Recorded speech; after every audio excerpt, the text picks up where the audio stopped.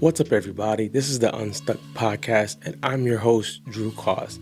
Have you ever decided that you were going to switch careers or lanes, but then you remember, I have like Instagram pages, Facebook pages, YouTube pages, all of these pages filled with my old content. What should I do so that people take me serious?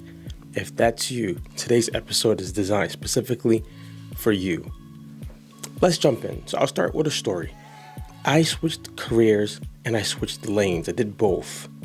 And the first thought in my head was everyone is going to be happy for me and they're going to just root for me and they're going to just cheer me on and it's going to be amazing. They're going to forget that I had my old career and that's it. And that did not happen. It did not happen. What happened was at first people were so confused. They were confused. They didn't know what to think about what I was doing. It's not that what I was doing was bad. They just knew me for one thing. The thing they knew me for at first was just fitness. So as soon as I came on scene about marketing and content coaching and things like that, they didn't know whether to like the post, to share it, or to just leave completely. And it discouraged me greatly. And this is why I'm doing this video. When you switch lanes or you switch careers, you got to be aware that people don't know what to do because they're thinking, what just happened with this person? They were doing something, they were good at it, they were showing us what they were doing, and now it's gone. It's almost like a breakup. So I'm going to give you some suggestions, some tips, what you can do if you are switching careers, switching lanes to make it a little bit smoother for you. The first thing you want to do is think, what do I want to tell my audience now? I would suggest first taking them on the journey of why you're switching careers. People love to understand what's going on, even if it's not their business.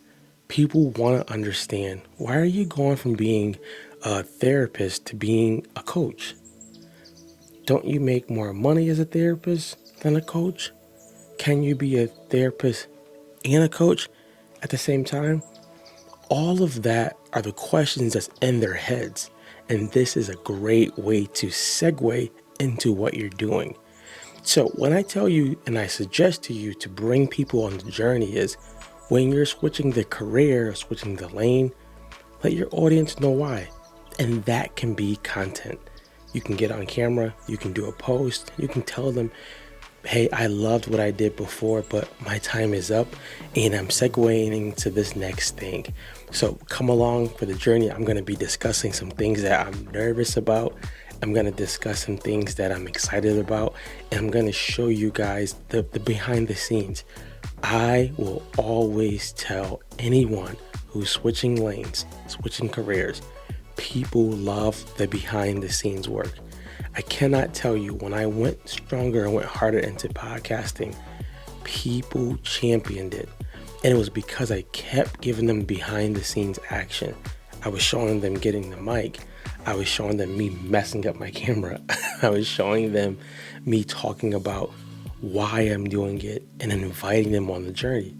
And when I had my first launch date of the podcast, that episode did better than any other episode or any other post that I ever posted. So to take people along for the journey, a way you can do that is document versus create. What do I mean by that? Instead of thinking that I have to make 80,000 new amazing pieces of content, that would be good. That would be good. Just think, how can I show them the documentation of what's happening? How can I show them writing in the morning my next plan, my next move? How can I show them me moving out of the office? Or how can I show them me hanging up a part of my old life to go into this new life? Showing them that will help you save time, and it will also make your audience feel that they're part of your life. Connection is one of the main things that we want to think about when it comes to content. If you're a marketer, if you're selling, if you're a gym owner, if you own a fax machine business, you want to be connecting with the audience. Why? That is the way that they want to do more business with you. You ever heard of the term people do business with people who they like. That is so true.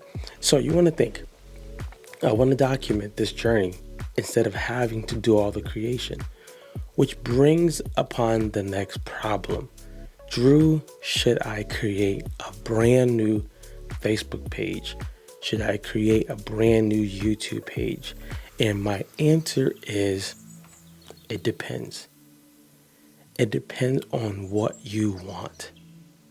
I'll give you two scenarios on how that could work, and then you can pick which one works for you. So when I switched from being, at that time, a fitness coach to being a content creator, I kept it all on the same page. Remember, when I kept it on the same page, I just thought that the people were gonna just jump in with me and just ride. That wasn't the case. I could have did some of the tips I'm telling you now because I learned this through trial and error. So if you keep the same page, what you can do is, like I said, document versus create, take the people on the journey. Just realize maybe the views or maybe the engagement may not be as consistent and as powerful as it might have been. Or it could even be totally better. Sometimes we get caught up in just seeing only the likes, that sometimes the views are actually going up, or we get caught up in only the likes and not realizing that people are just figuring out how to approach us and they may want to actually do work with us. When I went harder into being a content coach, people started to reach out, and people reached out who never liked the status. I actually have some people who I do business with who don't like any status, but they love what I do. They're just so busy.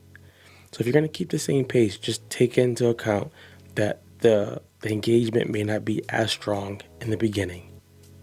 If you keep the same account, the cool thing with that is you already have some followers. If you keep the same account, you don't have to go through the headache of building all new things and explaining yourself. You could easily change the link in your bio. You can actually change your bio also, and that's a different episode. The second option would be, yes, you can create a brand new page or pages. What this will do, it will give you a fresh mind. I've done this before too. I actually am doing this now. So if you're looking on my Instagram page, the Instagram page you're probably looking at the most is Coach Drew Cost. My former Instagram page was Mr. Drew Cost. They look totally different. The new page may give you just a fresh start, a feeling of, I can just go from post one to post whenever, and this is completely fresh, and it's me. That's amazing. You just have to think about, people are gonna want to see something after they look at one post. So if you only have one post, then you're gonna probably be, the engagement's gonna take a little longer. So my suggestion, if you do start a new page, is don't show anybody the page until you have at least 12 posts. You can do that all in one day if you want. You can do that in a week if you want. I say that because now when they go down the rabbit hole, they have something to actually look at. If you are stuck with what decision to make the one that's the easiest for you. You can always change your mind. You can always revert back to the other decision. Just don't get stuck overthinking all of this. Now, how do I go about just creating content? Start talking about the problems that your new lane solves. Start talking about the solution it brings to people. Start talking about how you are working with people. When I talk about content coaching, I talk about how I help people reduce their stress, their anxiety, their headaches when it comes to creating content and connecting with their audience. And if you're a person who's really, really busy or really, really scared to post content, that grabs you. And I talk about, we can help you make content for your business so that you're not sitting there stressing all day, every day. And we can teach you how to do it if you want to do it yourself. So talk about the benefits of your product. Talk about the behind the scenes stuff. Talk about the good and the bad. People like controversy. And then also just realize you are walking into something new, and that should be rewarded by itself. You're doing something that you weren't doing, or you're doing something now that many people are scared to do, or just case in point, you just did something different, and that should be rewarded. So to sum this up, A couple things you can do if you're changing lanes: document versus create. Take your audience on the journey with you. Take them for the ride. Let them know what's happening. Let them know they're a part of this thing called life. And lastly, just start. Make a decision. If you mess up, it's perfectly fine. You can start all over, or you can just keep going. Guys, I hope this information helps you get unstuck. And I want to tell you today, I'm proud of you. You're doing something that you probably wouldn't have done years ago, and I'm proud of you. Now, go be great.